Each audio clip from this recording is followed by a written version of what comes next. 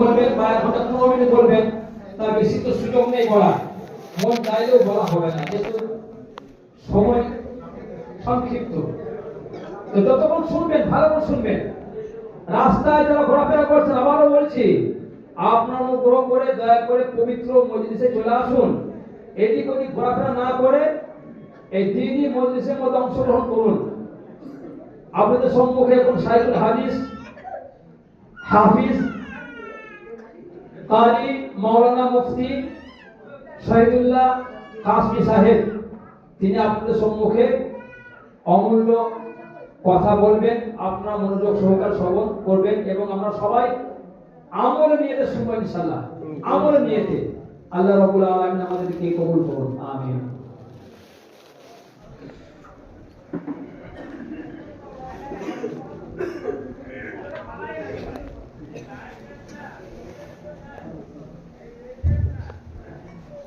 এটা ঘুরবে না?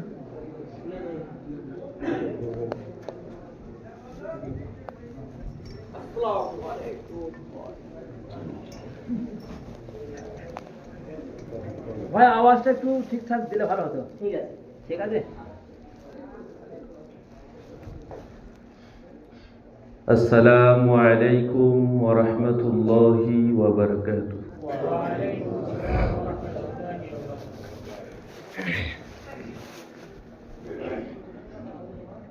আলহামদুলিল্লাহ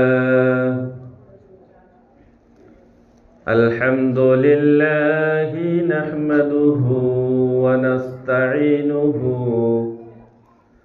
ওয়া নাস্তাগফিরুহু ওয়া নু'মিনু বিহি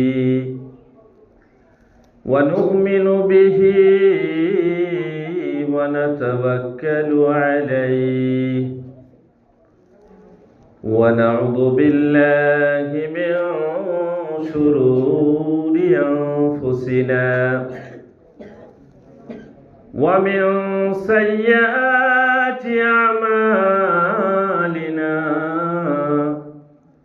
মান ইয়াহদিহিল্লাহু ফালা মুদিল্লা লাহু ওয়া মান ইউদ্লিলহু ফালা হাদিয়া লাহু ওয়া নাশহাদু আন লা ইলাহা ইল্লাল্লাহু ওয়াহদাহু লা শারীকা লাহু ওয়া নাশহাদু আন্না সাইয়্যিদানা ওয়া মাওলানা মুহাম্মাদান আবদুহু ওয়া রাসূলুহু أرسله بالحق بشيرا ونذيرا صلى الله عليه وعلى آله وأصحابه وبارك وسلم تسليما كثيرا أما بعد فقد قال الله تبارك وتعالى في كلامه المجيد وفي الفرقان الحميد فأعوذ بالله من الشيطان الرجيم بسم الله الرحمن الرحيم وعلم آدم الأسماء كلها ثم عرضهم على الملائكة فقال أنبئوني بأسماء هؤلاء إن كنتم صادقين وقال النبي صلى الله عليه وسلم طلب العلم فريضة على كل مسلم أو كما قال عليه الصلاة والتسليم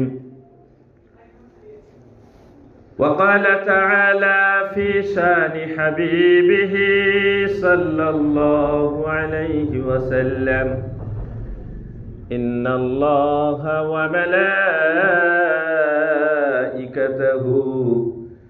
يصلون على النبي يا أيها الذين آمنوا صلوا عليه وسلموا تسليما সকলে একবার দরুদ ইব্রাহিম পড়ি اللهم صل على محمد وعلى آل محمد كما صليت على إبراهيم وعلى آل إبراهيم إنك حميد مجيد اللهم بارك على محمد وعلى آل محمد كما باركت على إبراهيم وعلى آل إبراهيم إنك حميد مجيد الحمد لله সমস্ত প্রশংসা মহান আল্লাহ তাবারক ওয়া তাআলার জন্য, যিনি আমাদেরকে বড় ভালোবেসে সর্বপ্রথম একজন ঈমানওয়ালা ঘরে জন্মগ্রহণ করিয়েছেন এবং তারপরে আজকের এই সুবর্ণ সুযোগে দুনিয়ার বিভিন্ন ঝামেলা থেকে আমাদেরকে মুক্ত করে নবীর মেহমানখানায় নিয়ে এসেছেন। সেই জন্য সকলে একবার অন্তরের অন্তরস্থল থেকে মিলিত কণ্ঠে মহব্বতের সাথে বলি আলহামদুলিল্লাহ। তারপর শতকোটি দরুদ বর্ষিত হোক আখায়ে নামজার তাজদারে মদিনা আহমদে মুস্তফা মোহাম্মদে মুজতবা জনাব মোহাম্মদ রসুল্লাহ সাল্লাল্লাহু আলাইহি ওয়াসাল্লামের উপর। আমরা সকলে বলি আল্লাহুম্মা আমিন। আজকের এই মহতি মাহফিল বা জলসার শ্রদ্ধেয় সম্মানীয় বিজ্ঞাপিত তথা প্রচারিত সভাপতি মহাশয় এবং স্টেজে উলামায়ে একরাম, হুফাজে একরাম, আর আমার সামনে বিভিন্ন এলাকা থেকে আগত দিনদার মুসলমান ভাই সকল, পর্দার আড়ালে পর্দানশীন মা ও বোনেরা, সকলকে শ্রেণীগতভাবে জানাই প্রেম প্রীতি ভালোবাসা শুভেচ্ছা সালাম। আসসালামু আলাইকুম ওয়া রাহমাতুল্লাহি ওয়া বারাকাতুহু। আজকে আমরা এখানে কোথায় বসে আছি? এটি একটি দ্বীনি শিক্ষা প্রতিষ্ঠান। কথা খুব সংক্ষেপে হবে, টাইম খুব সংক্ষেপ, সেই জন্য 10টার মধ্যে ইনশাল্লাহ দোয়া হয়ে যাবে আশা করছি। তো এদিক ওদিক আমরা ঘোরাফেরা না করে মনোযোগ সহকারে শুনি যে আজকে আমরা কোথায় বসে আছি। একটা দ্বীনি শিক্ষা প্রতিষ্ঠানে। তো এই শিক্ষা কারা অর্জন করে? ছাত্ররা, আর অভিভাবক থাকে। দুটি কথা, দুনিয়াতে লাঠি দুটো আছে। কটি আছে? দুটো। আর ছুরিও দুটো আছে। ডাক্তারেও ছুরি ধরে, আবার ডাকাতেও ছুরি ধরে। ধরে কি ধরে না? কথা বলবেন আমার সাথে। ডাক্তারে ছুরি ধরে মানুষকে বাঁচানোর জন্য, আর ডাকাতে ছুরি ধরে তাকে মারার জন্য। একজনকে বডিটা দেওয়া হয় যে আপনি কাটুন, আর একজনের কাছ থেকে বডিকে হেফাজত করা হয়, বাঁচানোর চেষ্টা করা হয়। ঠিক তেমনই ভাবে দুনিয়াতে লাঠি দুইটো আছে। একটা হলো পুলিশের লাঠি, আর একটা হলো উস্তাদের লাঠি। কার লাঠি? পুলিশ মারে বেইজ্জতি করার জন্য, আর উস্তাজ মারে সম্মানিত করার জন্য। কথা ঠিক কিনা? তো কোনো অভিভাবক যদি এটি মেনে নিতে পারে যে আমার ছেলে শিশু অবস্থায় উস্তাজের মার খাক, তাহলে আমি এটি লিখে দিতে পারবো যে আপনার ছেলে পরে ভবিষ্যতে কোনোদিন থানাতে মার খাবে না, বেইজ্জতি হবে না ইনশাআল্লাহ। এবং আপনি যদি এই শিশু অবস্থায় উস্তাদের লাঠিকে কেড়ে নিয়ে ফেলে দেন, তাহলে আমি এটিও লিখে দিতে পারবো যে ভবিষ্যতে আপনার ছেলে থানাতে মার খাবে। কথা বুঝে আসছে না? আসছে না? তো আজকে জলসাতে মা বোনরাও এসছে নিশ্চয়। মা বোন, দুনিয়াতে ভার্সিটি অনেক আছে, পৃথিবীতে বড় বড় ভার্সিটি আছে, আছে কি নাই? আমাদের ভারতবর্ষে বড় ভার্সিটি আছে, দিল্লিতে জামিয়া মিল্লিয়া, আবার আছে আলিগড় ইউনিভার্সিটি। তো বড় বড় ভার্সিটি আছে। এখন আমি যদি আপনাদেরকে বলি যে পৃথিবীর সব থেকে বড় ভার্সিটি কোনটি, তাহলে আপনারা সকলেই হয়তো বড় বড় ভার্সিটির নাম বলবেন, কিন্তু সব থেকে বড় ভার্সিটি হলো মায়ের কোল। রবীন্দ্রনাথ বলেছেন যে আমাকে একটি মা দাও, আমি ভালো সন্তান উপহার দেব। আর কাজী নেতাজি সুভাষচন্দ্র বসু বলেছেন আমাকে একটি মা দাও, আমি 10টি সৈনিক দেব। আর এর থেকেও ডিপ কথা আমাদের বিশ্বনবী সাল্লাল্লাহু আলাইহি ওয়াসাল্লাম বলেছেন যে মা, তুমি আগে বুঝতে পারবে, তুমি আগে বুঝতে পারবে যে তোমার পেটে, তোমার মাতৃ গর্ভে কেউ একজন এসছে।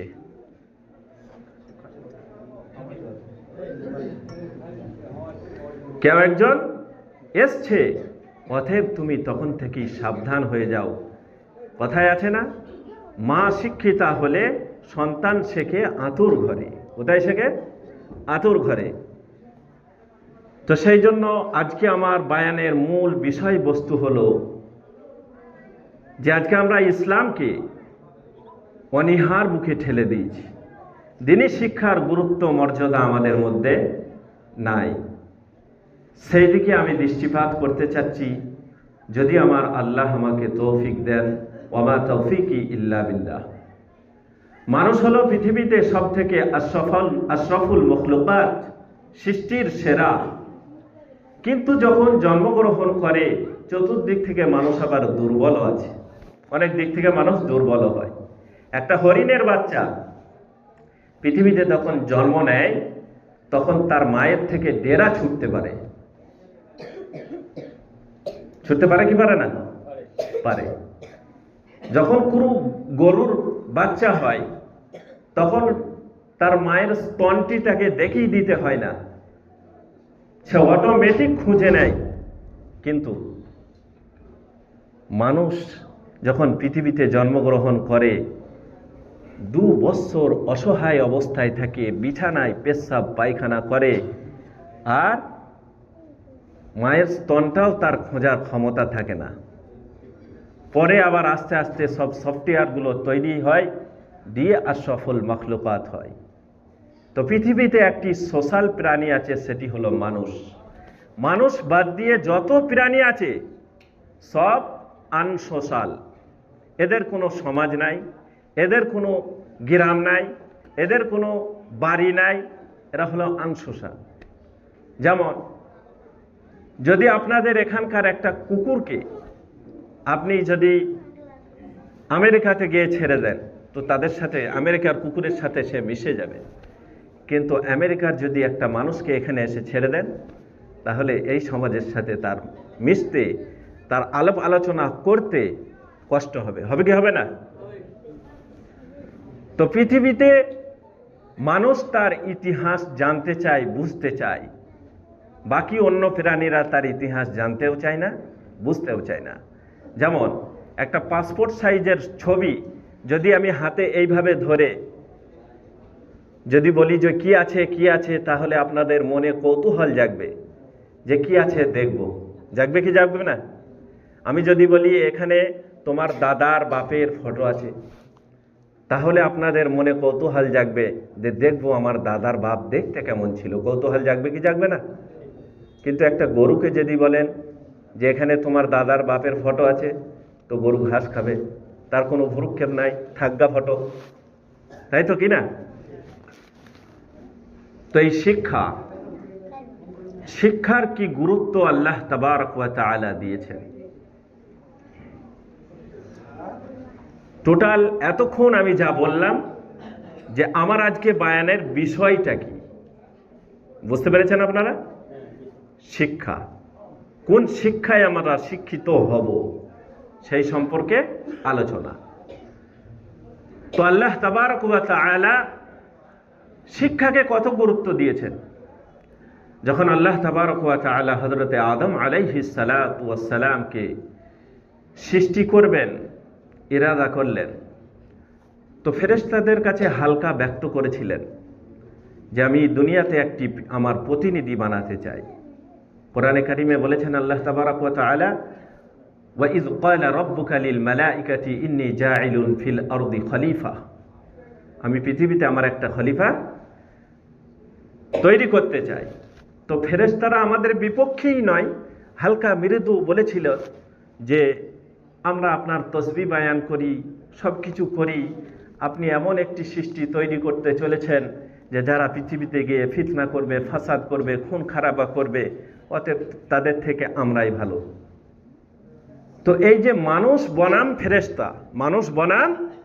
ফেরেশতা, এই দুটোর মধ্যে কে দামি আর কে ওয়াদামি, এটা আল্লাহ তাবারক ওয়া তাআলা কি দিয়ে প্রমাণ করলেন? শিক্ষা দিয়ে প্রমাণ করলেন।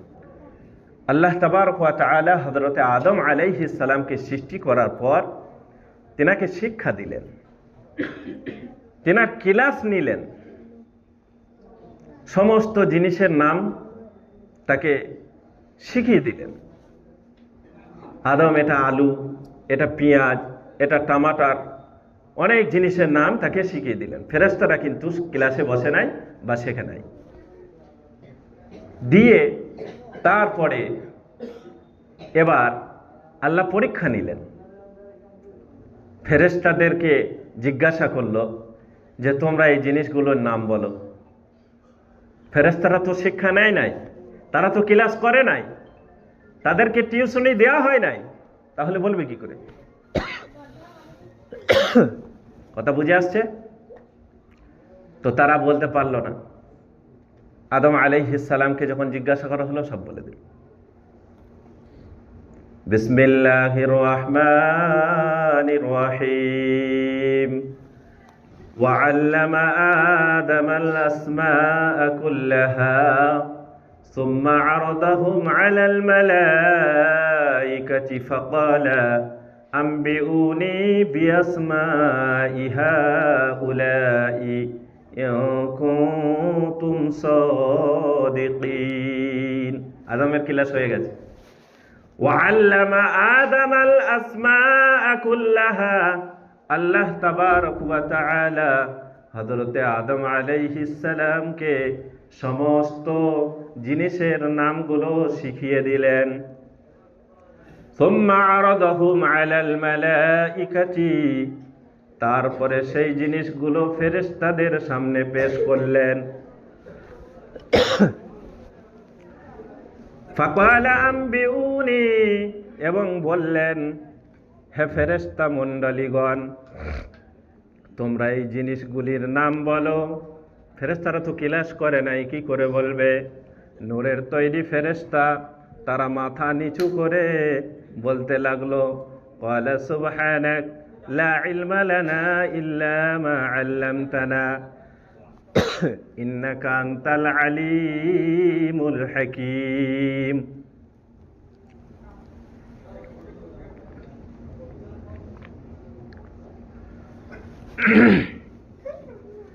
ফেরেশতারা নাম বলতে পারল না, সেই জিনিসগুলোর নাম যখন পুনরায় হযরতে আদম আলাইহিস সালামকে জিজ্ঞাসা করা হলো, আদম আলাইহিস সালাম বলতে শুরু করেছেন, হে আল্লাহ, এটা আলু, এটা পেঁয়াজ, এটার নাম টমেটোর, এটা আদা, এটা রসুন, এটা অমক, এটা তমক, এইভাবে একটি একটি করে যখন নাম বলতে শুরু করেছেন, নূরের তৈরি ফেরেশতা তারা মাথা নামো করে নিয়েছে আর বলতে শুরু করেছে, হে আল্লাহ তাবারক ওয়া তাআলা, নিশ্চয়ই তোমার তৈরি মানুষ ফেরেশতার থেকে 1000 গুণে উত্তম। সুবহানাল্লাহ। তাহলে কি বুঝতে পারলাম আমরা? যে মানুষ দামি কিসের জন্য হয়? শিক্ষার জন্য। একজন হাই স্কুলের প্রফেসর বা কলেজের প্রফেসর, তার ওজন 55 কেজি। আর একজন মূর্খ মানুষ, লেখাপড়া কিছু করে নাই, তার ওজন 1 কুইন্টাল। কার দাম বেশি? কার দাম বেশি? তো মানুষের মধ্যে দাম তারই বেশি যার শিক্ষা বেশি। আর মানুষ ছাড়া বাকি প্রাণী যেগুলো আছে তাদের ওজনের দিক দিয়ে কি বেশি? দাম বেশি। একটা গরুর ওজন 1 কুইন্টাল, একটা গরুর ওজন 60 কেজি। তো কার দাম বেশি? আচ্ছা, কথা কিসের হচ্ছে? সরে আসেন, চলে আসেন। শীতের রাত্রি, জায়গা আছে? জি, সরে চলে আসেন।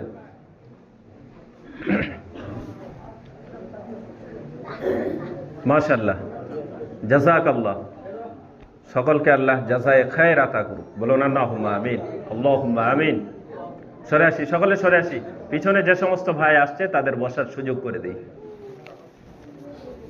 তো অন্যান্য প্রাণীর দাম বেশি ওজনের দিক দিয়ে লক্ষ্য করে। একটা মানুষ যখন শিশু অবস্থায় খিচুড়ি স্কুলে গেল, তারপরে স্কুলে গেল, হাই স্কুলে গেল, তার ডিগ্রি বাড়লো, আর যখন আরও উঁচুতে গেল তখন তার ডিগ্রি নিয়ে যখন ফিরে এলো তার দাম বাড়লো কি বাড়লো না? এবার কোনো পাইকার যদি মনে করে যে ভার্সিটিতে যাওয়ার জন্য আমার ছেলেটার দাম বেড়েছে, অতএব আমার গরুটাকে নিয়ে গিয়ে ভর্তি করি, তাহলে তার দাম বাড়বে না। তো আল্লাহ তাবারক ওয়া তাআলা মানুষের দাম দিয়েছেন কিসের জন্য? শিক্ষার জন্য। তাহলে কি বুঝতে পারলাম? শিক্ষা হলো জাতির মেরুদণ্ড। শিক্ষা হলো জাতির মেরুদণ্ড। কিন্তু কিছুক্ষণ পরেই বুঝতে পারবেন যে শিক্ষা জাতির ক্যান্সার। বলবো ইনশাআল্লাহ।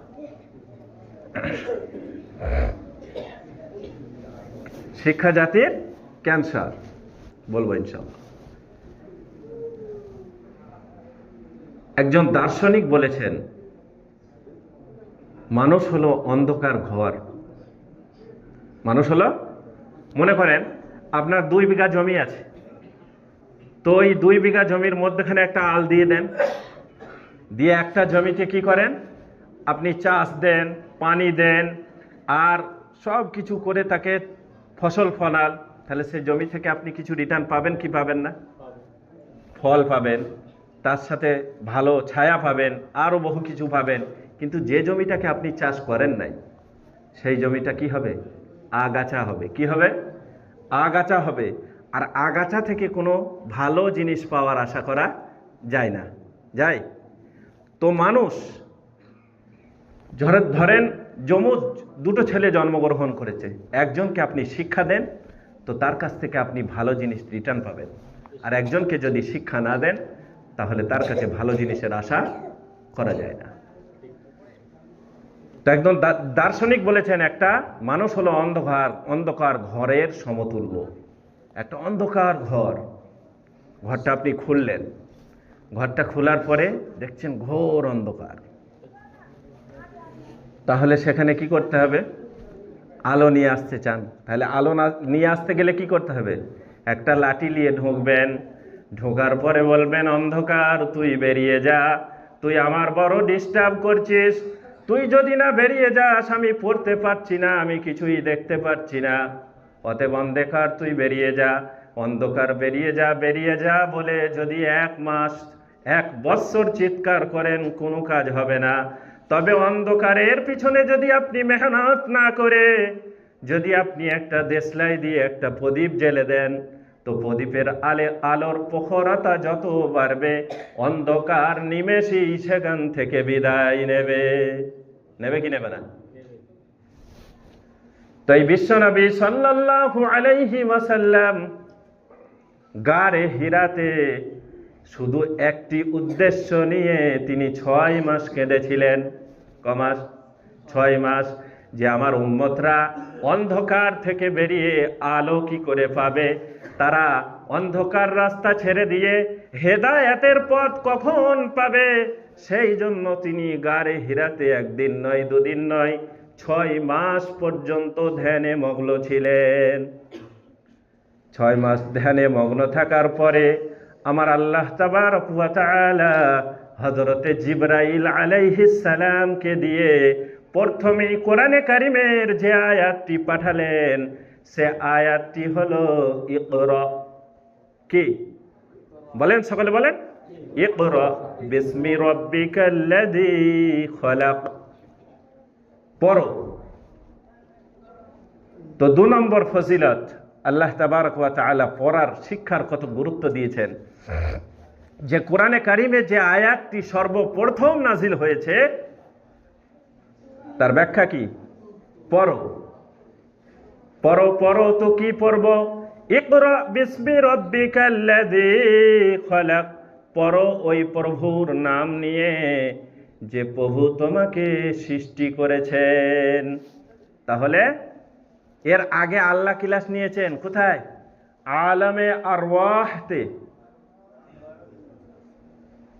রূহের জগতে। আলামে আরওয়াহ মানে রূহের জগতে। আমরা পৃথিবীতে আসার আগে আমাদের রূহগুলোকে আগে সৃষ্টি করা হয়েছে, জানি তো আমরা কম বেশি। তো রূহগুলোকে সৃষ্টি করে সেখানে আল্লাহ তাবারক ওয়া তাআলা আমাদেরকে পরীক্ষা নিয়েছেন। কি নিয়েছেন? কোরআনে কারিমে আল্লাহ তাবারক ওয়া তাআলা বলেছেন, আলাস্তু বিরাব্বিকুম, আমি কি তোমাদের প্রভু নয়?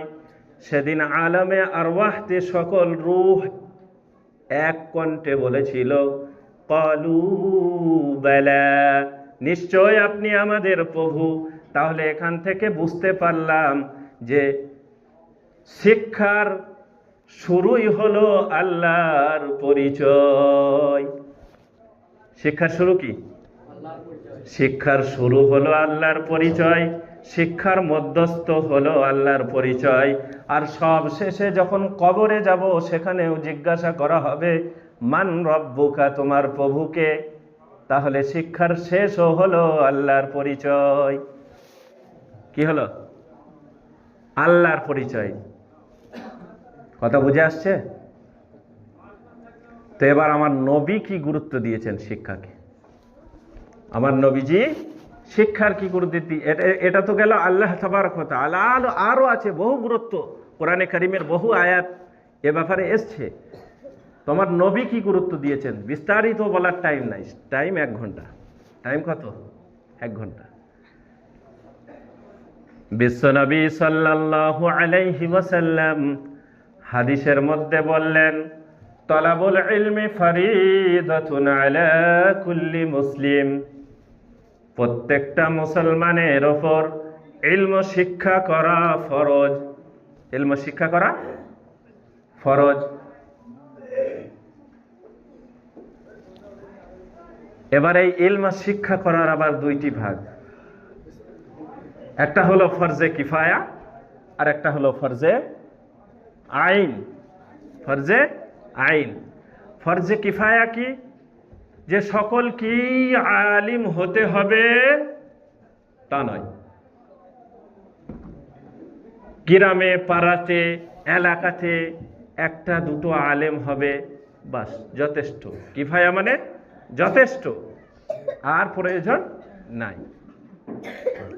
যেরকম জানাজার নামাজ ফরজে কিফায়া। পাশের গ্রামে কেউ মারা গেছে, তো আপনাদের গ্রামে মাশওয়ারা করে একজন আলেম মারা গেছে পাশের গ্রামে, তো মসজিদে মাশওয়ারা হলো, মাশওয়ারা করে ইমাম সাহেব, মুয়াজ্জিন সাহেব আর 2-4টে লোক মিলে মাটি দিয়ে চলে এলো, ফরজে কিফায়া আদায় হয়ে গেল, সকল গ্রামবাসী নেকি পেয়ে যাবে। এটা হলো ফরজে কিফায়া। আর একটা হলো ফরজে আইন, প্রত্যেককেই শিখতে হবে। এই ফরজে আইনের আবার 2টো জিনিস। একটা হলো যে প্রতিদিন টাইম করে সকাল থেকে নিয়ে সন্ধ্যা পর্যন্ত এবং সন্ধ্যা থেকে নিয়ে সকাল পর্যন্ত এইভাবে 24টা ঘন্টা, আবার শুক্রবার থেকে নিয়ে বৃহস্পতিবার পর্যন্ত এক সপ্তাহ, আবার জানুয়ারি থেকে নিয়ে ডিসেম্বর পর্যন্ত এক বছর আল্লাহর হুকুমগুলো তত্তর করে আমার দিকে কেমন ভাবে এগিয়ে আসছে, আর আমার বিশ্বনবী সাল্লাল্লাহু আলাইহি ওয়াসাল্লাম সেগুলো কেমন ভাবে রিটার্ন দিয়েছেন, কেমন ভাবে সম্পূর্ণ করে দিয়েছেন।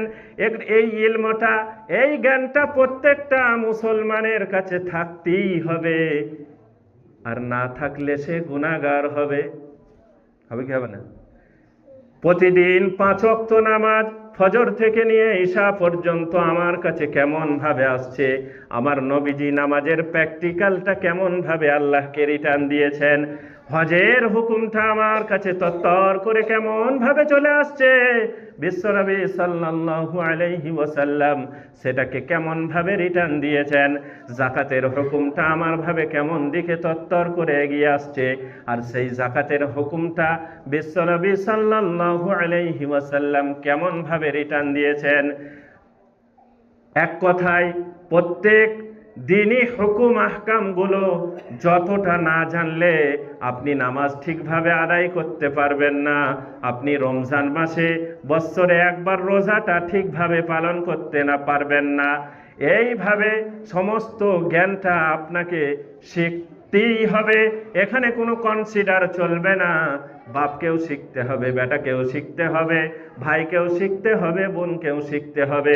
সকল মুসলমানের উপরে এই শিক্ষাটা অর্জন করা আল্লাহ তাআলা রাসূলুল্লাহ সাল্লাল্লাহু আলাইহি ওয়াসাল্লামের মাধ্যমে ফরজ করে দিয়েছেন।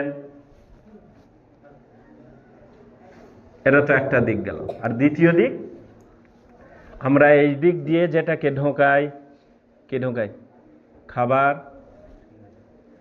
আমরা এই মুখের ভেতর দিয়ে যেটাকে ঢোকাই, এই খাবারটা আমাদেরকে হালাল করতে হবে। অতটা শিক্ষা অর্জন করা অবশ্যই কর্তব্য, অবশ্যই জরুরি। যতটা শিক্ষা অর্জন না করলে আমি জানতে পারবো না যে এটা হালাল খাচ্ছি না হারাম খাচ্ছি। আমি যে কাপড়ের ব্যবসা করি, আমার কাপড়ের ব্যবসাটা হালাল তরিকায় হচ্ছে না হারাম পদ্ধতিতে হচ্ছে। আমি যে আরো অন্যান্য ব্যবসা করি, জুতোর দোকান আছে, কিংবা আরও আমি মিস্ত্রি, আমি লেবার, আমি শ্রমিক, আমার এই পদ্ধতি ইনকামটা সঠিকভাবে হচ্ছে না বেঠিকভাবে হচ্ছে? সুদের টাকাটা আমার ভেতরে ঢুকে যাচ্ছে না তো?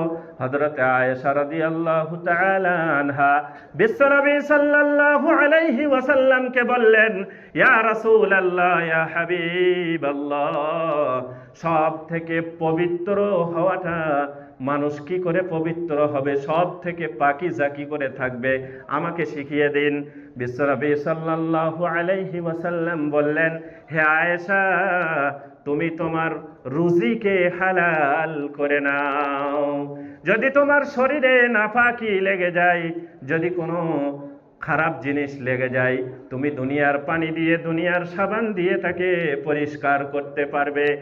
আর যদি তুমি হারাম ভক্ষণ করো, হারাম যদি তোমার পেটে চলে যায়, আর সেই হারাম দিয়ে তোমার মাংস তৈরি হয়, আর সেই মাংস যদি দুনিয়ার সমস্ত সাবান, সমুদ্রের পানি দিয়ে, জমজম দিয়েও যদি তুমি ধৌত করো, তাহলে সে কখনোই পবিত্র হবে না। হবে? তাহলে কি শিখতে হবে আমাদেরকে? যে প্রত্যেক দিন যে আমরা নামাজ পড়ব, তো নামাজের প্রত্যেক মশলা আমাদেরকে শিখতে হবে। কারণ আপনি ধরেন নামাজে দাঁড়িয়েছেন, যে নামাজে একটা কোনো ভুল হলো, তখন তার মুফতি সাহেবের কাছে আপনি যেতে পারবেন না? যেতে পারবেন?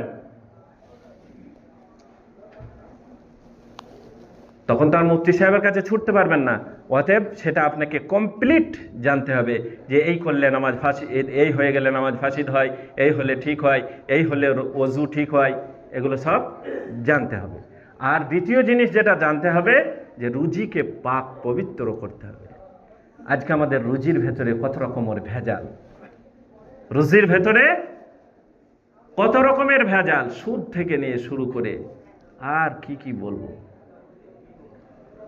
সকলে সুদ থেকে বাঁচবো ইনশাআল্লাহ। একবার জোরে বলি ইনশাআল্লাহ। তো বিশ্বনবী সাল্লাল্লাহু আলাইহি ওয়াসাল্লাম বললেন যে অতটা শিক্ষা অর্জন করা সকলের জন্য ফরজে আইন, করতেই হবে, আর না করলে সে গুনাহগার হবে। যতটা শিক্ষা না করলে সে নিজের জীবনটা দিন মোতাবিক, শরীয়ত মোতাবিক চালাতে পারবে না। আর বাকি আলিম হওয়াটা হলো ফরজে কিফায়া। গ্রামে, শহরে, অঞ্চলে, এলাকাতে একটা আলিম হবে যথেষ্ট। কথা বুঝাতে পারলাম? এতক্ষণ পর্যন্ত আপনাদের সামনে শুরু থেকে নিয়ে এ পর্যন্ত আমি মোট 3টি বিষয়ে কথা বললাম। কটি? যে শিক্ষাকে আল্লাহ তাবারক ওয়া তাআলা কত গুরুত্ব দিয়েছেন, শিক্ষাকে বিশ্বনবী সাল্লাল্লাহু আলাইহি ওয়াসাল্লাম কত গুরুত্ব দিয়েছেন, আর শিক্ষা সমাজের বিকাশ ঘটায়। কি ঘটায়? শিক্ষা সমাজের বিকাশ ঘটায়। আর একটি ঘটনা শিক্ষা সম্পর্কে আপনাকে বলব। ইসলামের সব থেকে প্রথম যুদ্ধ কি নাম বলেন? বড় যুদ্ধের মধ্যে সব থেকে প্রথম যুদ্ধ কি? বদরের যুদ্ধ। মাশাআল্লাহ, বদরের যুদ্ধ। তো এই বদরের যুদ্ধে সাহাবায়ে কেরাম রিজওয়ানুল্লাহি তাআলা আলাইহিম আজমাইনগণ 70 জন কাফেরকে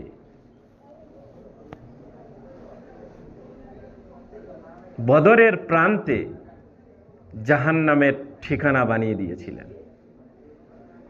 ঠিক কিনা? আর 70 জনকে বেঁধে নিয়ে এসেছিলেন। মদিনা থেকে বদরের দূরত্ব প্রায় 120-30 কিলোমিটার। এতটা দূর থেকে তাদেরকে বেঁধে নিয়ে এসেছিলেন। তো বেঁধে নিয়ে আসার পরে কি করলো? মসজিদে নববীতে যে খেজুর গাছের যে খাম্বাগুলো ছিল, সেই খাম্বার সাথে তাদের হাত দুটো এই কারো পিছনে কাহারো সামনে দিয়ে খুব কষে বেঁধে দিল। খুব কষে বেঁধে দিল। দয়ার নবী বিশ্বনবী সাল্লাল্লাহু আলাইহি ওয়াসাল্লাম ফজরের সালাতে আসছেন। কিসের সালাত? ফজরের সালাতে আসছেন। এবং সেই কায়দিগুলোকে, যাদেরকে বেঁধে রেখে দিয়েছিল বদ্দিন কাফির গায়ের মুসলিমদেরকে, তাদেরকে দেখে দয়ার নবী সাল্লাল্লাহু আলাইহি ওয়াসাল্লামের চোখে পানি বার হয়ে গেল। কেন? তারা সারা রাত বসতে পারে নাই, এত কষে বাঁধা ছিল যে বসার ক্ষমতাও ছিল না। বিশ্বনবী সাল্লাল্লাহু আলাইহি ওয়াসাল্লাম ফজরের সালাত পড়ালেন। সাহাবায়ে কেরাম রিজওয়ানুল্লাহি তাআলা আলাইহিম আজমাইনগণ নামাজ পড়লেন। নামাজের পর বিশ্বনবী সাল্লাল্লাহু আলাইহি ওয়াসাল্লাম বললেন যে হ্যাঁ গো, এরাও তো মানুষ, এখন ভুল করে ফেলেছে, ইসলামের বিরুদ্ধে তলোয়ার ধরেছে, তো বাধা পড়েছে, কোনোদিন না কোনোদিন হয়তো ঈমান আনবে। তো এদের বাঁধনগুলো একটু আলগা করে দিলে হয় না? যাতে করে মানুষগুলো একটু বসতে তো পারে, আরাম করতে তো পারে। এরই মধ্যে একজন সাহাবা বলে ফেললেন, ইয়া রাসূলুল্লাহ, ইয়া হাবিবাল্লাহ, অত করে জিজ্ঞাসা করার কিছুই দরকার নাই। আপনার মন গেলে ছেড়ে দেন, আপনার মন গেলে আলগা করে বেঁধে দেন। এত কাকুতি মিনতি করে জিজ্ঞাসা করার কোনো প্রয়োজন নাই। বিশ্বনবী সাল্লাল্লাহু আলাইহি ওয়াসাল্লাম উত্তরে বললেন যে আল্লাহ তাবারক ওয়া তাআলা কোরআনে কারিমে একটি সূরা অবতীর্ণ করেছেন। সূরাটি হলো সূরায়ে শুরা। সূরায়ে শুরা মানে মাশওয়ারা করা। তো মাশওয়ারা বিহীন কাজ আল্লাহ পছন্দ করেন না। সেই জন্য আমি তোমাদের সঙ্গে মাশওয়ারা করতে চাই। মাশওয়ারা বসে গেল নামাজের পরে। সাহাবারা যে এদের সাথে কি করা হবে, এদের কি শাস্তি দেওয়া হবে, সাহাবারা একে একে নিজের মত পেশ করতে লাগলো। কেউ বলল এদেরকে কেটে ফেলা হোক, এদেরকে জ্বালিয়ে দেওয়া হোক, বিভিন্ন রকম, বিভিন্ন যার জেহেনে যার মাথায় যেরকম আসছে সেই রকম সকলে রায় পেশ করতে লাগলো। এরই মধ্যে বিশ্বনবী সাল্লাল্লাহু আলাইহি ওয়াসাল্লাম বললেন, হে ওমর ইবনুল খাত্তাব, তোমার রায়টা একটু শোনাও। হযরত ওমর ইবনুল খাত্তাব রাদিয়াল্লাহু তাআলা আনহু বললেন, ইয়া রাসূলুল্লাহ, ইয়া হাবিবাল্লাহ, আমি ওমর ইবনুল খাত্তাবের রায় হলো যে এখানে যতগুলি সাহাবা আছেন সকলের হাতে একটি করে তলোয়ার দিয়ে দেওয়া হোক এবং সকলকে বলে দেওয়া হোক যে যে যার আত্মীয় সে যেন তাকে কতল করে দেয়, মেরে দেয়। যারা ইসলামের বিরুদ্ধে তলোয়ার ধরেছে, ইসলামের বিরুদ্ধে যারা যুদ্ধ করতে এসেছে, তাদের সঙ্গে কোনো রকমের বোঝাপড়া নাই, তাদেরকে দুনিয়া থেকে বিদায় দিয়ে দেওয়া হোক। এরপরে বিশ্বনবী সাল্লাল্লাহু আলাইহি ওয়াসাল্লাম বললেন, আবু বকর, তোমার রায়টি বলো। হযরতে আবু বকর, ইনি ছিলেন বয়োবৃদ্ধ এবং গভীর জ্ঞানের মানুষ। হযরতে আবু বকর সিদ্দিক রাদিয়াল্লাহু তাআলা আনহু বললেন, ইয়া রাসূলুল্লাহ, ইয়া হাবিবাল্লাহ, আমার রায় হলো যে এদেরকে দৈহিক শাস্তি না দিয়ে এদেরকে মালি শাস্তি দেওয়া হোক। এর কারণে কি হবে, আমাদের শুরুতে আমাদের ইসলামে অর্থনৈতিক কাঠামোটাও কমজোর আছে, তাতে করে এদের মার তো মার হবেই এবং আমাদের ইসলামের কাঠামোটাও মজবুত হবে, শক্ত হবে। বিশ্বনবী সাল্লাল্লাহু আলাইহি ওয়াসাল্লাম ফয়সালা করে দিলেন, তাই হবে। আবু বকরের রায়ে ফয়সালা হয়ে গেল। সঙ্গে সঙ্গে জিবরিল আলাইহিস সালাম আল্লাহর ওহী নিয়ে পৃথিবীতে নাজিল হলেন এবং বললেন, ইয়া রাসূলুল্লাহ, হে বিশ্বনবী, আপনি আবু বকরের রায়ে ফয়সালা দিয়েছেন, এই যে সকলকে নিয়ে মিলেমিশে মশওয়ারা করে আপনি ফয়সালা দিয়েছেন, এটা আমার আল্লাহ তাবারক ওয়া তাআলা খুবই পছন্দ করেছেন। ওই রায়টাই কায়েম থাকবে। তবে আমার আল্লাহর রায়ে, আল্লাহর যেটা রায় ছিল, আল্লাহ তাবারক ওয়া তাআলার যেটা ফয়সালা ছিল, সেটা হযরতে ওমরের সঙ্গে মিল ছিল। সব মক্কায় এলান করে দেওয়া হলো যে যার যা আত্মীয় স্বজন ধরা পড়েছে, তোমরা মাল দিয়ে, মুক্তিপণ দিয়ে তোমাদের কায়দিগুলোকে আজাদ করে নিয়ে যাও। সেদিন বিশ্বনবী সাল্লাল্লাহু আলাইহি ওয়াসাল্লাম চোখ দিয়ে টপ টপ করে অশ্রু ঝরেছিল আর কেঁদেছিল একটা হার হাতে নিয়ে। কারণ এই দলে কে ছিল? বিশ্বনবী সাল্লাল্লাহু আলাইহি ওয়াসাল্লামের জামাই হযরতে রুকাইয়ার স্বামী আর হুজুর সাল্লাল্লাহু আলাইহি সাল্লামের চাচা হযরতে আব্বাস রাদিয়াল্লাহু তাআলা আনহু। হযরতে খাদিজাতুল কুবরা আয়েশা রাদিয়াল্লাহু তাআলা আনহা বলছেন যে আমার মতো কচি মহিলাটাকে পেয়েও যে বৃদ্ধাটাকে ভোলেননি, সেই মহিলাটিকে হযরতে খাদিজা রাদিয়াল্লাহু তাআলা আনহা। তিনার মেয়ে রুকাইয়ার সঙ্গে বিয়ে হয়েছিল আর খাদিজা রাদিয়াল্লাহু তাআলা আনহার গলার হার সেদিন মুক্তিপণে রুকাইয়া এই মুসলমানদের কাছে পাঠিয়েছিল। সেই হাতটি ধরে বিশ্বনবী কেঁদেছিলেন। সাহাবারা বলেছিলেন, ইয়া রাসূলুল্লাহ, আপনি হাতটা ব্যক্তিগতভাবে রেখে দেন। বিশ্বনবী বলেছিলেন, না, এটাও কোথায় যাবে? বাইতুল মালে জমা থাকবে। কথা বুঝে আসছে তো? সকলে একে একে মুক্তিপণ দিয়ে নিজে নিজের কায়দিকে ছাড়িয়ে নিয়ে গেল। 2-4 জন বাকি থেকে গেল। তাদের মক্কাতে ঘনিষ্ঠ আত্মীয় থাকলেও তারা এমন গরিব, তাদের খাবার জোটে না। কি জোটে না? মুক্তিপণ কোথা থেকে দেবে? তো বিশ্বনবী সাল্লাল্লাহু আলাইহি ওয়াসাল্লাম বললেন, তোমাদের আত্মীয় স্বজনরা মুক্তিপণ দিতে পারবে না, অতএব তোমরা কি, তোমাদের মধ্যে কি শিক্ষা কেউ জানো? তারা বলল, হ্যাঁ জানি। দয়ার নবী সাল্লাল্লাহু আলাইহি ওয়াসাল্লাম বললেন যে আমার সাহাবাদের মধ্যে যারা নিরক্ষর আছে, তোমরা তাদেরকে স্বাক্ষর করে দেবে, তাদেরকে শিক্ষা শিখিয়ে দেবে, তাদেরকে জ্ঞান শিখিয়ে দেবে, তাদেরকে লেখা শিখিয়ে দেবে, তাদেরকে পড়া শিখিয়ে দেবে।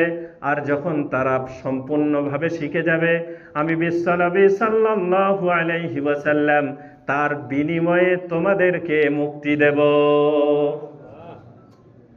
তো বিশ্বনবী কত কত মূল্য দিয়েছেন শিক্ষাকে, যে শিক্ষার বিনিময়ে কায়দিকে তিনি মুক্তি দিয়েছেন। কায়দিকে, এটা চারটিখানি কথা নয়, কায়দিকে মুক্তি দিয়েছেন। তাহলে এতক্ষণে টোটাল নিচোড় আমরা বুঝতে পারলাম যে শিক্ষার গুরুত্ব আছে, শিক্ষার দাম আছে। কোরআনে আল্লাহ তাবারক ওয়া তাআলা বলেছেন, হাদিসে রাসূলুল্লাহ সাল্লাল্লাহু আলাইহি সাল্লাম বলেছেন, করে দেখিয়ে গেছেন যে শিক্ষার গুরুত্ব আছে। এবং আমরা সকলেও জানি যে শিক্ষার গুরুত্ব আছে।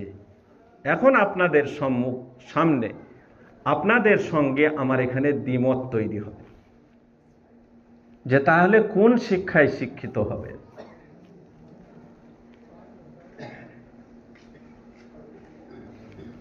আজকে বলেন যে শিক্ষিত মানুষ সমাজকে বেশি কষ্ট দিয়েছে না মূর্খরা বেশি কষ্ট দিয়েছে? কথা বলেন, বলেন বলেন, চুপচাপ থাকলে কি করে হবে? কথা বলেন, যে শিক্ষিতরা সমাজকে বেশি কষ্ট দিয়েছে না মূর্খেরা দিয়েছে? আজকে ওষুধে ভেজাল কে দিয়েছে? একজন ডাক্তার দিয়েছে, সে শিক্ষিত। বর্তমানে সে ডাক্তারের নিজস্ব কোনো খরচা নাই। ডাক্তার সাহেব যে গাড়িটাই চাপে সেটা কোনো ওষুধ কোম্পানি কিনে দিয়েছে। সে যে প্রেসক্রিপশনে লেখে সেটা কোনো ট্যাবলেট কোম্পানি ছাপিয়েছে। যে বাড়িতে থাকে সেই বাড়ির ভাড়া কোনো সিরাপ কোম্পানি বহন করে। এর পরেও ডাক্তার কত নিচে যেতে পারে যে ল্যাবরেটরিতে আপনি রক্ত বা কিছু পরীক্ষা করতে যাবেন, সেখানে প্রত্যেকটা পেশেন্টের সাথে তার মানে পার্সেন্টেজ আছে কি নাই? ইঞ্জিনিয়ারকে ধরেন, রাস্তায় যে মাল দিচ্ছে সেই মাল সমস্ত কাজে লাগাচ্ছে না, কিছু পকেটে ঢুকে যাচ্ছে কি যাচ্ছে না? হ্যাঁ, তো আপনি কোন দিক দিয়ে যাবেন? যে দিক দিয়ে নেবেন আপনি, সেই দিক দিয়ে এরা পঙ্গু। তাহলে আজ থেকে স্কুল যাওয়া বন্ধ, শিক্ষা পুরো বন্ধ, শিক্ষার আর দরকার নাই। তাহলে জাতির মেরুদণ্ড কি? একবার সকলে জোরে বলেন, আমার সঙ্গে বলেন, জাতির মেরুদণ্ড কি? জাতির মেরুদণ্ড হলো ঈমান। জাতির মেরুদণ্ড হলো, এতক্ষণ পর্যন্ত যে লোকগুলিকে আমি ছোট করলাম, এই লোকগুলির মধ্যে যদি ঈমান নামক জিনিসটা থাকতো, কি থাকতো? ঈমান নামক জিনিসটা থাকতো, তাহলে তারা ডুপ্লিসিটি করতে পারতো, ইঞ্জিনিয়ার মারতে পারতো, ডাক্তার ওই পার্সেন্টেজ নিতে পারতো না। তাই তো সাহাবারা বলতেন, তাআল্লামনাল ঈমান সুম্মা তাআল্লামনাল কুরআন। আমরা প্রথমে ঈমান শিখেছি, তারপরে কোরআনকে হাতে নিয়েছি। আর কোরআনের প্রত্যেকটি অক্ষরে অক্ষরে আমরা নূরের আলো পেয়েছি। তো সাহাবাদের ঈমান শিখতে সময় কত লেগেছিল?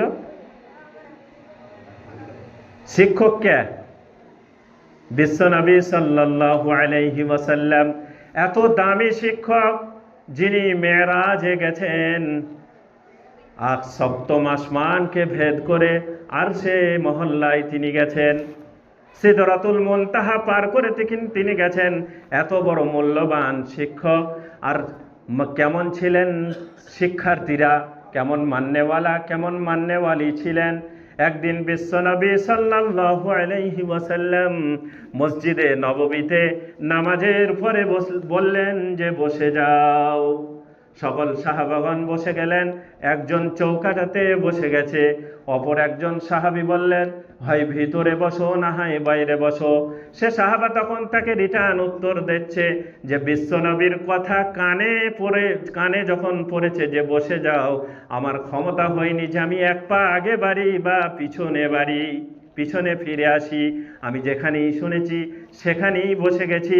আমার আর এ জিনিসটা লক্ষ্য নাই যে আমি চৌকাঠাতে বসছি, বাইরে বসছি না ভেতরে বসছি। এমন মান্যওয়ালা শিক্ষার্থী। আর একটা ঘটনা বলি, বিশ্বনবী সাল্লাল্লাহু আলাইহি ওয়াসাল্লাম যখন হিজরত করে মক্কা থেকে মদিনাতে আসলেন, মদিনাতে সকলেই ইন্তজার, অপেক্ষারত, কখন আসবে কখন আসবে, ইন্তজার করছিল কি করছিল না? হযরত আবু বকর সিদ্দিক এবং বিশ্বনবী সাল্লাল্লাহু আলাইহি ওয়াসাল্লাম এই হিজরতের সফরে বহু ঘটনা ঘটেছেন, বহু মুসিবতের সামনা করতে হয়েছে। সেই সমস্ত মুসিবত কাটিয়ে যখন মদিনাতে উপস্থিত হলেন, তো সকলে বললেন, ইয়া রাসূলুল্লাহ, আমার বাড়ি চলো। কোথায়? সবাই চাইবে কি চাইবে না? এত বড় একটা হাস্তি, সকলে চাচ্ছে যে আমার বাড়িতে যাক, আমার বাড়ির মেহমান হোক, আমার বাড়ির মেহমান হোক। বিশ্বনবী সাল্লাল্লাহু আলাইহি ওয়াসাল্লাম ফয়সালা করলেন যে আজকে আমি কাহারও বাড়ি নিজের থেকে মত পেশ করব না, আমার এই উটটা ছেড়ে দেব, যার বাড়িতে গিয়ে বসবে তার বাড়ির মেহমান আমি হব। উটটাকে ছেড়ে দিলেন, আর উটটাকে ছেড়ে দিলেন, উটটাকে যার বাড়িতে উঠেছিল তিনি হলেন হযরতে আবু আইয়ুব আনসারী রাদিয়াল্লাহু তাআলা আনহু। আবু আইয়ুব আনসারী রাদিয়াল্লাহু তাআলা আনহুর বাড়িতে মেহমান হয়ে গেলেন। মেহমান হওয়ার পর ওনার 1.5 তলা ঘর ছিল, মাটির 1.5 তলা ঘর।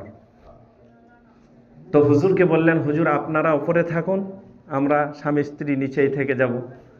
হুজুর বললেন, না আমি উপরে যাব না, আমি নিচেতেই থাকব। তো উপরে গেলেন আবু আইয়ুব আনসারী রাদিয়াল্লাহু তাআলা আনহু এবং তেনার স্ত্রী। কত বড় আদব! আদব কাকে বলে? ঘটনার মধ্যে এসছে, তারিখের মধ্যে এসছে যে সারা রাত্রি হযরত আবু আইয়ুব আনসারী রাদিয়াল্লাহু তাআলা আনহু এবং তিনার স্ত্রী দেওয়ারটাকে এইভাবে জড়িয়ে ধরে চিপকে লেগে গেছে, মনে হচ্ছে যেন এইভাবে সারা রাত্রি তারা দুজনে কাটিয়ে দিলেন। জিজ্ঞাসা করা হলো, কেন এইভাবে কেন কাটালে? তো উত্তরে বললেন যে না জানি আমার রাসূল কোথায় আছে।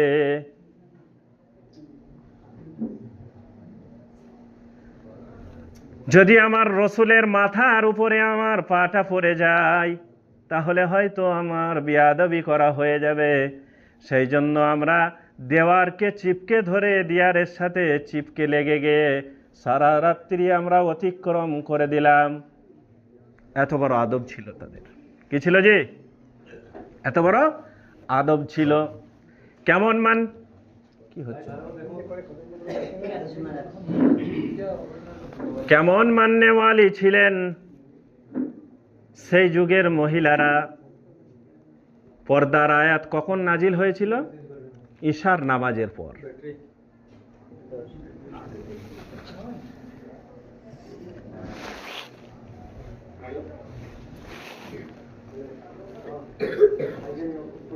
পর্দার আয়াত, যাই হোক, সকালে একবার দরুদ শরীফ পড়ি। আল্লাহুম্মা সাল্লি আলা মুহাম্মাদিন ওয়া আলা আলি মুহাম্মাদ কামা সাল্লাইতা আলা ইব্রাহিম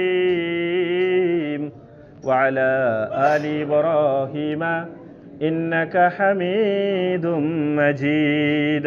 আল্লাহুম্মা বারিক আলা মুহাম্মাদিন ওয়া আলা আলি মুহাম্মাদ كما باركت على إبراهيم وعلى آل إبراهيم إنك حميد مجيد।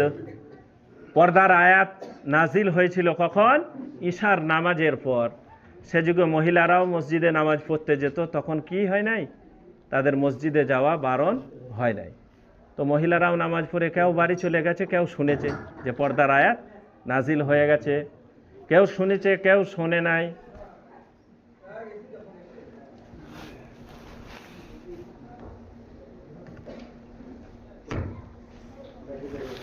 কেউ শুনেছে কেউ শোনে নাই যে মহিলাদের জন্য পর্দা নাজিল হয়ে গেছে, মহিলারা আর পৃথিবীর জমিনে বেপর্দা হয়ে ঘুরতে পারবে না। তো যারা পর্দার ব্যাপারে হুকুম শুনেছিল তারা ফজরের নামাজে পর্দার সহিত যাচ্ছে, আর যারা পর্দার ব্যাপারে এখনো খবর পায় নাই তারা যেমন সাদামাটা কাপড়ে মসজিদে যায় তেমন সাদামাটা কাপড়ে মসজিদে চলল। পথি মধ্যে একজন ছোট্ট বালক সে বলে ফেলল, ও দাদিজি, আপনি কি শোনেন নাই যে মহিলাদের জন্য পর্দা ফরজ হয়ে গেছে আল্লাহর জমিনে, তারা আর বেপর্দা হয়ে ঘুরতে পারবে না। সেই মহিলাটি জড়সড় হয়ে বসে গেল আর সেই বালককে বলল, ভাই আমার, তুমি আমার বাড়িতে চলে যাও, আর বাড়িতে গিয়ে আমার বিছানার চাদর, যেটা সব থেকে বড় চাদর, সেটি তুমি আমাকে নিয়ে এসে দাও। সে বালকটি তখন উত্তরে বলল, এই ওয়াক্তে যেহেতু চলে এসছেন আর আপনি এই পর্দার হুকুমের ব্যাপারে শোনেন নাই, অতএব এই ওয়াক্তের নামাজটা এইভাবেই পড়লেন, অথবা বাড়ি চলে যান, পরের ওয়াক্তে যখন আসবেন তখন আপনি কি করবেন, পর্দার সহিত আসবেন। উত্তরে মহিলাটি বললেন যে, হে বালক, আল্লাহর হুকুম, আল্লাহর হুকুম, আল্লাহর হুকুম কানে পড়ে যাওয়ার পর আর সেই হুকুম 1 সেকেন্ড অমান্য করা আমার দ্বারাই সম্ভব নয়। জোরে বলেন নারায়ে তাকবীর। তো সাহাবারা এমন মান্যওয়ালা আর এমন মান্যওয়ালি ছিলেন, তাদের ঈমান শিখতে সময় লেগেছিল কত? 10 থেকে 12 বছর। ক বছর? 10 থেকে 12 বছর। তাই তোর সাহাবারা বলতেন, তাআল্লামনাল ঈমানা সুম্মা তাআল্লামনাল কোরআন। আমরা প্রথমে ঈমান শিখেছি, তারপরে কোরআনকে হাতে নিয়েছি। কোরআনের প্রত্যেকটি অক্ষরে, প্রত্যেকটি আয়াতে হিদায়াত, নূর, রোশনি, আলো আমরা পেয়েছি। বেঈমানরা কোরআনকে বুঝতে পারবে না। এর জন্য প্রথমে অন্তরে ঈমান থাকতে হবে, নূরের আলো থাকতে হবে, তবে কোরআনকে বোঝা যাবে। কথা ঠিক কিনা? কথা বলছেন না আপনারা, খুব মানে নিয়ে আছেন। যাই হোক, আপনাদের খোরাক হয়তো আমি দিতে পারছি না। তো জাতির মেরুদণ্ড হলো কি?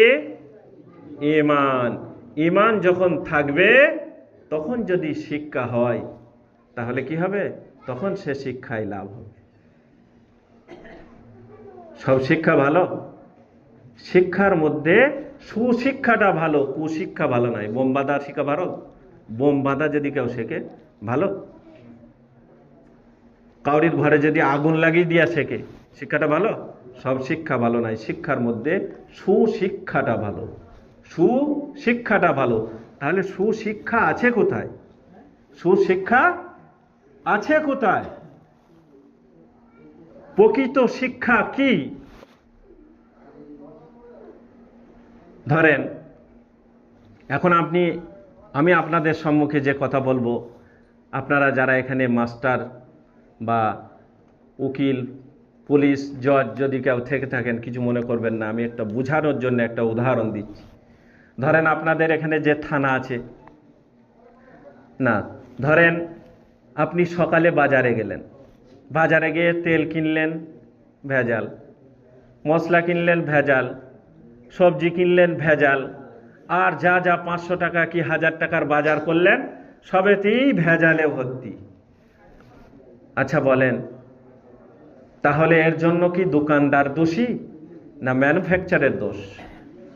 যে প্রোডাক্টটা তৈরি করেছে তার দোষ না দোকানদারের দোষ? যে তৈরি করেছে তার দোষ, স্বাভাবিক। তো অনুরূপভাবে যদি আপনাদের এখানে থানার দারোগা মশাই ঘুষ খায় তাহলে দোষটা কার? আসল যে জিনিসটা তৈরি করেছে তাকে ধরতে হবে। মনে করলেন যে আপনাদের এখানে যে দারোগা বাবু আছে তার নাম আব্দুল্লাহ। কি নাম? আব্দুল্লাহ। আব্দুল্লাহ সাহেব ঘুষ খাচ্ছেন। এবার আপনি তিনাকে জিজ্ঞাসা করলেন আপনার কোথায় বাড়ি? বলল বর্ধমান বাড়ি, অমুক জায়গায়। তো আপনি খোঁজ নিয়ে তার বাড়িতে চলে গেলেন। কোথায় চলে গেলেন? তার বাড়িতে চলে গেলেন।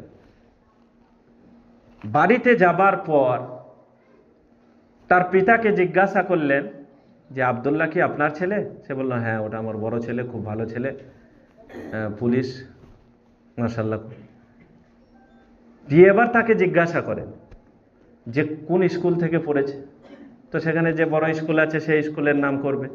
সেই স্কুলে যদি যান, দিয়ে স্কুলের প্রিন্সিপালকে বা মাস্টারকে আর যারা সহশিক্ষক আছে তাদেরকে ডাকে, দিয়ে বলবেন, জিজ্ঞাসা যদি করেন যে আপনারা কি মাল তৈরি করেছেন, আপনাদের আব্দুল্লাহ ঘুষ খাচ্ছে কেন, তাহলে আপনার এই প্রশ্নটা কি ভুল না ঠিক? চিল্লায়ে বল, চিল্লায়ে বলেন, এই প্রশ্নটা ঠিক না ভুল? ভুল? ঠিক, প্রশ্নটা ঠিক। কারণ আপনারা সুশিক্ষা দিয়ে আদর্শবান মানুষ তাকে তৈরি করতে পারেননি।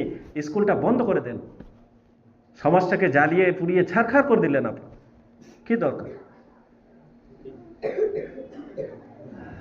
তাহলে আদর্শ শিক্ষা আর সুশিক্ষা যদি নিতে চান, আপনাকে কোরআনের কাছে আসতে হবে। কার কাছে আসতে হবে? জি, কোরআনের কাছে আসতে হবে। কোরআন আপনাকে সার্বিকভাবে চতুর্দিক থেকে সব কিছু এর মধ্যে পাবেন। আপনি চাকরিজীবী হন, মাস্টার হন, ব্যারিস্টার হন, আর শ্রমিক হন, ছুতর হন, মুচি হন, যাই হোক না কেন, কোরআন আপনাকে সব ব্যাপারে কোরআন কথা বলেছে। বলেছে কি বলে নাই? হ্যাঁ,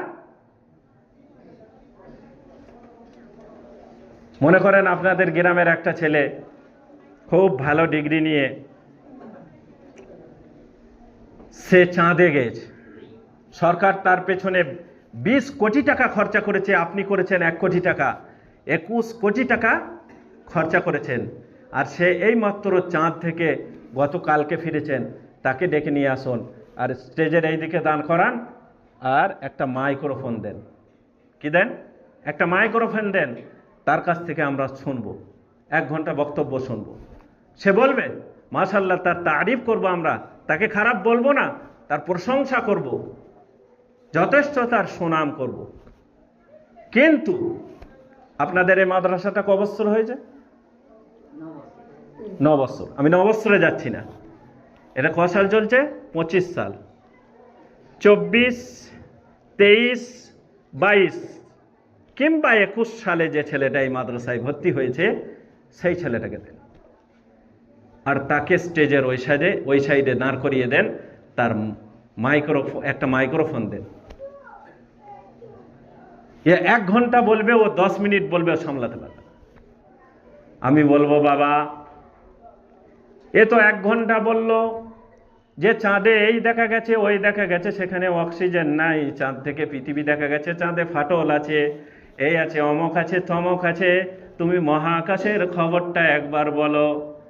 ছোট্ট বাচ্চা ছেলে এখনো নুঙ্গি ঠিকভাবে পড়তে পারে না, জামার সেভাবে এখনো প্রেস আসে নাই, জামার এখনো ভাঁজ আসে নাই, সে বিসমিল্লাহ বলে শুরু করবে। সকলে মহব্বতের সাথে আপনারাও বলুন, বিসমিল্লাহির রহমানির রহিম।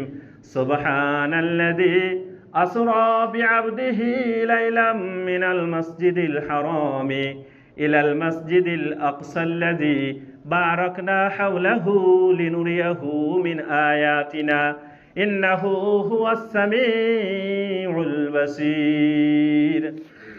বিশ্বনবী সাল্লাল্লাহু আলাইহি ওয়াসাল্লাম বাইতুল মাকদিসে 2 রাকাত নামাজ পড়িয়ে ইমামতি করে হযরতে জিবরিল আলাইহিস সালামের সাথে ঊর্ধ্ব গগনে যেতে শুরু করলেন। বিশ্বনবী বলেছেন, পৃথিবী থেকে প্রথম আসমানের দূরত্বটা হলো 500 বছরের রাস্তা, আর ওই আসমানটা মোটা হলো, তারও দূরত্ব 500 বছর। এইভাবে দ্বিতীয় আসমান, তৃতীয় আসমান, চতুর্থ আসমান, পঞ্চম আসমান, ষষ্ঠ আসমান, সপ্তম আসমান ভেদ করে সে সিদরাতুল মুনতাহা পার করে আর সে মহল্লার খবরটা দিয়ে দেবে। পারবে কি পারবে না? কথা বলছেন, এত চুপ থাকলে কি করে কথা? হ্যাঁ, পারবে কি পারবে না? এ তো জমিন, এ তো আসমান গেল। কোরআনে কারিমে আল্লাহ তাবারক ওয়া তাআলা বলেছেন যে প্রথম আসমানটা কি দিয়ে তৈরি, দ্বিতীয় আসমান কি দিয়ে তৈরি, সব বিস্তারিত ব্যাখ্যা আছে, কিন্তু অত টাইম নেই। ওয়ালাকাদ যায়্যানাস সামাআদ দুনিয়া বিমাসাবিহা ওয়া জাআলনাহা রুজুমান লিশ-শায়াতিন। আল্লাহ তাবারক ওয়া তাআলা বলছেন যে আমি প্রথম আসমানটা গ্যালাক্সি দিয়ে, নক্ষত্র দিয়ে, সূর্যকে, তারাকে দিয়ে পৃথিবীর মানুষের ভালোর জন্য তাদের ক্যালেন্ডার স্বরূপ আমি সাজিয়ে দিয়েছি। দ্বিতীয় আসমানটা আল্লাহ তাবারক ওয়া তাআলা লোহা দিয়ে তৈরি করে, স্বর্ণ দিয়ে তৈরি করেছেন মা বোনরা, যে অলংকারে যে স্বর্ণটা ব্যবহার করেন। তৃতীয় আসমানটা লোহা দিয়ে তৈরি, চতুর্থ আসমানটা তামা দিয়ে তৈরি, পঞ্চম আসমানটা চাঁদি থেকে তৈরি, ষষ্ঠ আসমানটা সোনা থেকে তৈরি, আর সপ্তম আসমানটা লুলু মারজাদ দিয়ে তৈরি। সুবহানাল্লাহ। জমিন নেবেন, কোরআনে নাই কি? ভৌত বিজ্ঞান নেন তো কোরআন থেকে দেবো, আপনি যদি আদালত নেন তো কোরআন থেকে দেবো, সমাজ বিজ্ঞান নেবেন তো কোরআন থেকে দেবো। কোরআনে নাই একটি অংশ আপনি বলে দেন। সমস্ত জিনিস আল্লাহ তাবারক ওয়া তাআলা কোরআনে কারিমের মধ্যে বলে দিয়েছেন। আর কোরআনে কারিমের প্র্যাকটিক্যাল করতে গেলে হাদিস অটোভাবে চলে আসবে। আসবে কি আসবে না? কোরআনে কারিমে আল্লাহ তাবারক ওয়া তাআলা বলেন, মা আতাকুমুর রাসূলু ফাখুযুহু ওয়া মা নাহাকুম আনহু ফান্তাহু। রাসূল তোমাদেরকে যেটা দেবে সেটা তোমরা নিয়ে নাও। ওয়া মা নাহাকুম আনহু ফান্তাহু, এবং রাসূলুল্লাহ সাল্লাল্লাহু আলাইহি ওয়াসাল্লাম যে জিনিস থেকে তোমাদেরকে বারণ করবে সেই জিনিস থেকে তোমরা বিরত থেকে যাও। কোরআনে কারিমে অপর জায়গায় আল্লাহ তাবারক ওয়া তাআলা বলেছেন, ওয়া মা ইয়ানতিকু আনিল হাওয়া ইন হুয়া ইল্লা ওয়াহয়ুন ইউহা। বিশ্বনবী সাল্লাল্লাহু আলাইহি ওয়াসাল্লাম নিজের মন থেকে, নিজের মুখ থেকে, নিজের জবান থেকে কোনো কথা বলেন না, যা বলেন ওহীর মাধ্যমে বলেন। তাহলে হাদিসও কি? কোরআনের হুকুমে। একটা হলো ওহিয়ে মতলু আর একটা হলো ওহিয়ে গায়র মতলু। আলেম ওলামাগণ যারা আসছেন তারা বুঝতে পারছেন। ওহিয়ে মতলু মানে যার তেলাওয়াত করা হয়, যার পড়া করা হয়, যাকে তেলাওয়াত করা হয় কোরআনে কারীম। আর গায়র মতলু মানে যাকে তেলাওয়াত করা হয় না, মানে হাদিস। তাহলে কোরআনের প্র্যাকটিক্যাল আপনাকে হাদিস অটোভাবে চলে আসবে। আসবে কি আসবে না? কি নেবেন? জমিন নেবেন? মাথা খারাপ হয়ে যাবে। জমিনের ভেতরে এত গুণ আল্লাহ তাবারক ওয়া তাআলা রেখেছেন। আল্লাহ তাবারক ওয়া তাআলা বলেন যে প্রতি বছর আমি জমিনকে মুর্দা করে দিই, আবার 16 বছরের যুবতীর ন্যায় তাকে যুবতী করি। এই জমিনকে যদি যুবতী করা না হতো, তাহলে আপনার দাদা যে জমিতে চাষ করেছে সেই জমিতে আপনার বাপ কি করে চাষ করলো, আর সেই জমিতে আবার আপনি করছেন, আপনার ছেলে করবে। প্রতি বছর যদি তাকে যুবতী করা না হতো, তাহলে ফসল ধারণের ক্ষমতা তার মধ্যে থাকতো না। যে মহিলাটা থেকে আপনার দাদা বাচ্চা নিয়েছে, সেটা থেকে আপনার আব্বা নিতে পারবে, সেটা আপনি নিতে পারবেন, তার ভ্যালিডিটি শেষ হয়ে গেছে। কিন্তু জমিনকে আল্লাহ প্রতি বছর কি করে? জীবিত করে দেয়। আদালত লিবেন। বিসমিল্লাহির রহমানির রহিম। কুল তাআলাউ আতলু মা হাররামা রাব্বুকুম আলাইকুম আল্লা তুশরিকু বিহি শাইয়্যান ওয়া বিল ওয়ালিদাইনি ইহসানা ওয়া লা তাকতুলু আওলাদাকুম মিন ইমলাক নাহনু নারযুকুকুম ওয়া ইয়্যাহুম ولا تقربوا الفواحش ما ظهر منها وما بطن ولا تقتلوا النفس التي حرم الله إلا بالحق ذلكم وصاكم به لعلكم تعقلون ولا تقربوا مال اليتيم إلا بالتي هي أحسن حتى يبلغ أشده وأوفوا الكيل والميزان بالقسط لا نكلف نفسا إلا وسعها وإذا قلتم فاعدلوا ولو كان ذا قربى وبعهد الله أوفوا ذلكم وصاكم به لعلكم تذكرون وأن هذا صراطي مستقيما فاتبعوه ولا تتبعوا السبل فتفرق بكم عن سبيله ذلكم وصاكم به لعلكم تتقون আল্লাহ কোরআনে কারিমে আদালতের 10টি ধারা বর্ণনা করলেন। বলেন জোরে বলেন সুবহানাল্লাহি ওয়া বিহামদিহি। আদালতের 10টি ধারা বর্ণনা করলেন। টোটাল দুনিয়াতে যে রাজত্ব চলছে, একটা হলো গণতন্ত্র, একটা প্রজাতন্ত্র। রাজতন্ত্র একটা, আর একটা গণপ্রজাতন্ত্র, ফৌজদারি দেওয়ানি। তো গণতন্ত্র দেশের 8টি ভাগ আছে, এই ফৌজদারি দেওয়ানি বিভিন্ন রকম ভাগ আছে। টোটাল একটা কথা বলে দিই, টাইম প্রায় হয়ে আসছে, যে যত যাই বলেন, ফৌজদারি বলেন, রাজতন্ত্র বলেন, দেওয়ানি বলেন, যাই বলেন, সকলের একমত যে মানুষ নামক প্রাণীটাকে যদি সোজা করতে চান, পেশির ক্ষমতা বাড়ান আর তাকে সোজা করেন। শুধু আমার নবীর আলাদা মত, ভিন্ন মত, যে মানুষ নামক প্রাণীটাকে যদি সোজা করতে চান তাহলে কিন্তু পেশির ক্ষমতা দ্বারাই হবে না, তৌহিদের আলো তার মধ্যে ভরে দাও। বলুন সুবহানাল্লাহ। তৌহিদের আলো তার মধ্যে ভরে দাও। দিয়ে লাস্টে দুটো আদালতের খবর আপনাদেরকে শোনাই। নবী দাউদ এবং সুলাইমান আলাইহিমাস সালামের জামানার ঘটনা। দুজন মহিলা, একজন বড়, বয়সে বড়, আর একজন বয়সে ছোট। দুজনেরই কোলে ছোট বাচ্চা আছে। দুজনেরই কোলে ছোট বাচ্চা আছে। দুজনাই জঙ্গলে গেছে কাঠ কাটতে যাবার আগে একটা চাদর বিছিয়ে বাচ্চা দুটিকে শুইয়ে দিয়েছেন। দুজনেই কাঠ কাটতে চলে গেছে, ফিরে এসে দেখছে একটা বাচ্চাকে বাগে নিয়ে পালিয়ে গেছে আর একটা আছে। এবং এবার দুজনেই ঝগড়া রেগে গেল। বড় মহিলাটা বলছে আমার এটা, আর ছোটটা বলছে আমার। যখন ব্যাপকভাবে উত্তেজনা সৃষ্টি হলো, কোনো রকমভাবে ফয়সালা হয় না।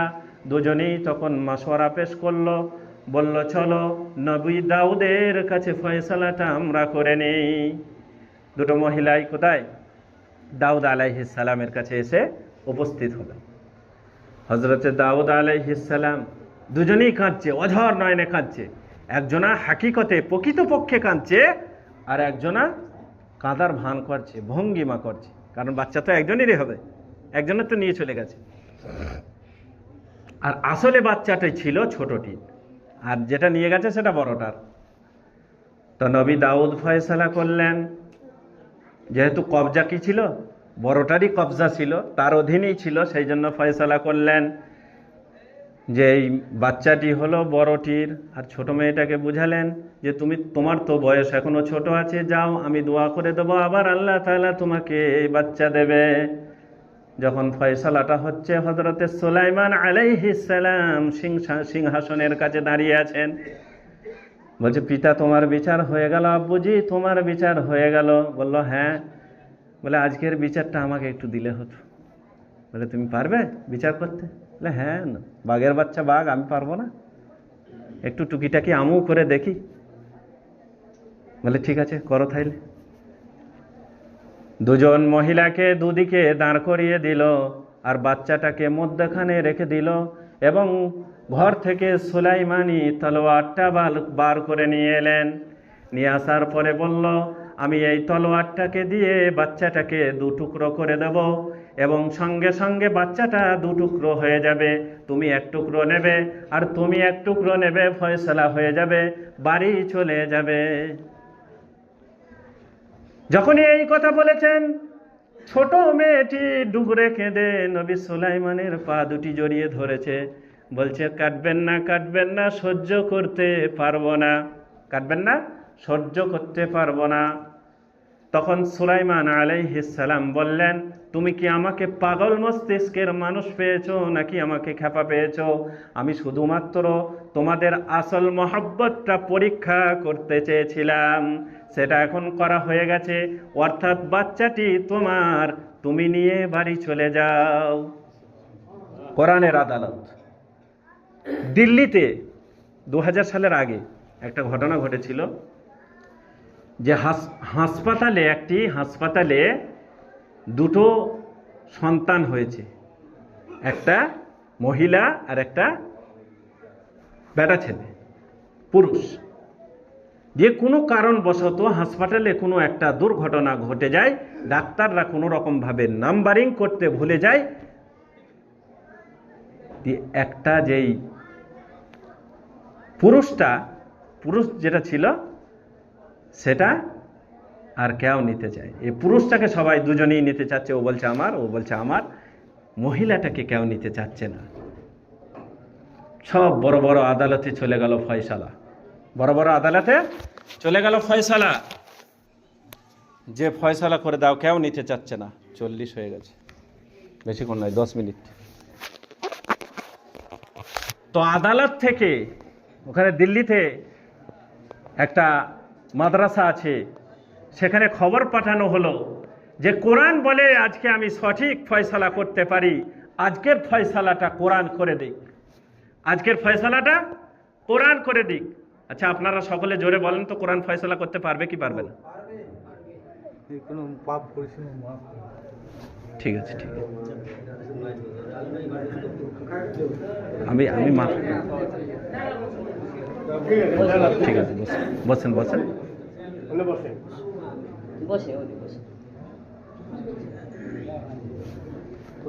আচ্ছা, কোরআন ফয়সালা করতে পারবে কি পারবে না? জোরে বলেন, চিল্লিয়ে। সকল মুফতি সাহেবগণ ছোটাছুটি লাগিয়ে দিলেন, কি করব। বহুদিন কেটে যায়, কোনো ফয়সালা বার হয় না। তারই মধ্যে একজন মুফতি সাহেব বললেন, ফয়সালা হয়ে গেছে। বলুন সুবহানাল্লাহ। কি ফয়সালা? কোরআনে কারিমে আল্লাহ তাবারক ওয়া তাআলা একটি আয়াত দিয়েছেন, লিযযাকারি মিসলু হাজ্জিল উনসায়াইন। বাপ মায়ের পৈতৃক সম্পত্তিতে একজন পুরুষ যতটা পাবে, মহিলা তার অর্ধেক পাবে। কথা ঠিক কিনা? হ্যাঁ।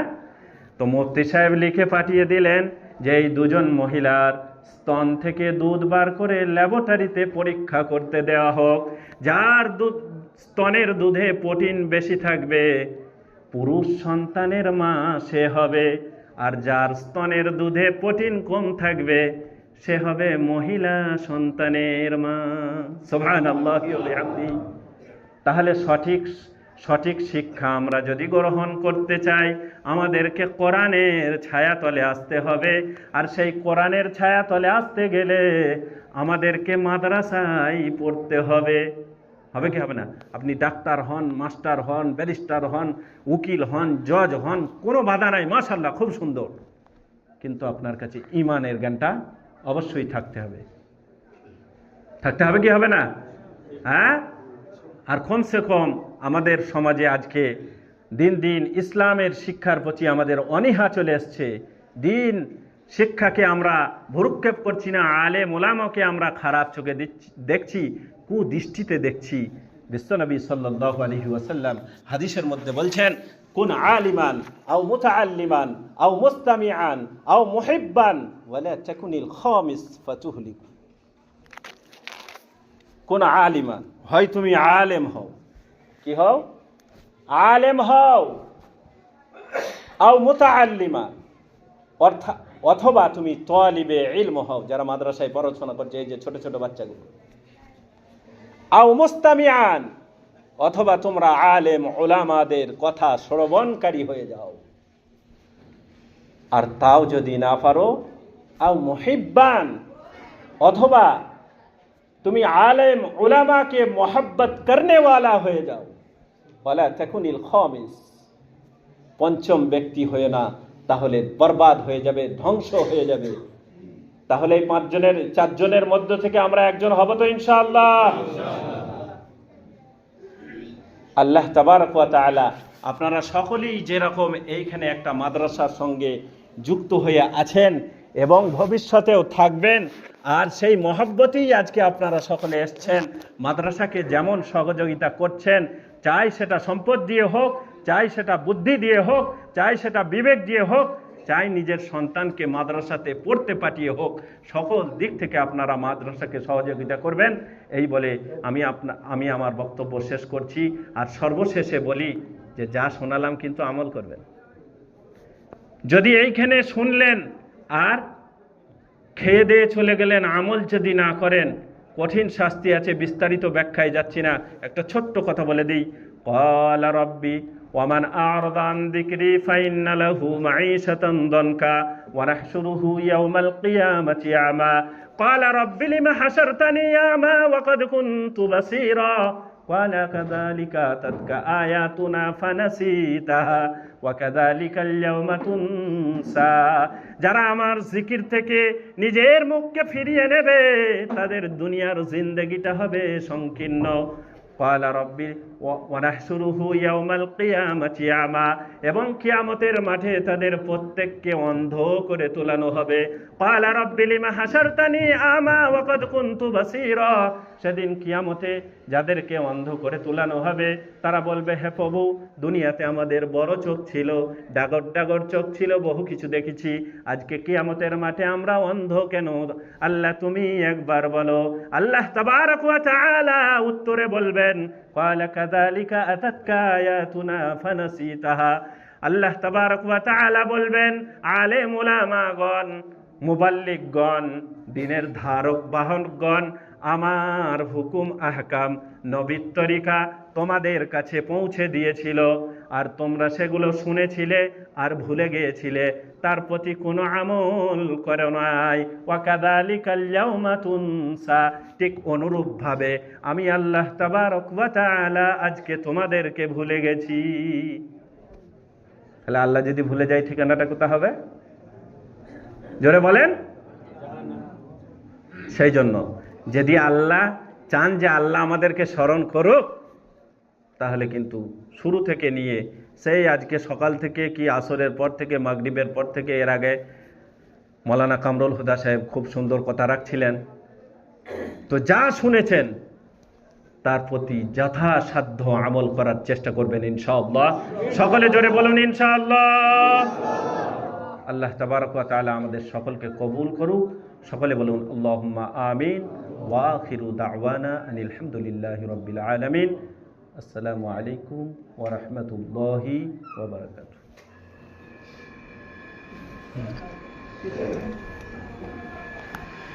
আসসালামু আলাইকুম ওয়া রাহমাতুল্লাহি ওয়া বারাকাতুহু। আপনাদের সকলকে অসংখ্য ধন্যবাদ এবং শুকরিয়া যে আপনারা সকলে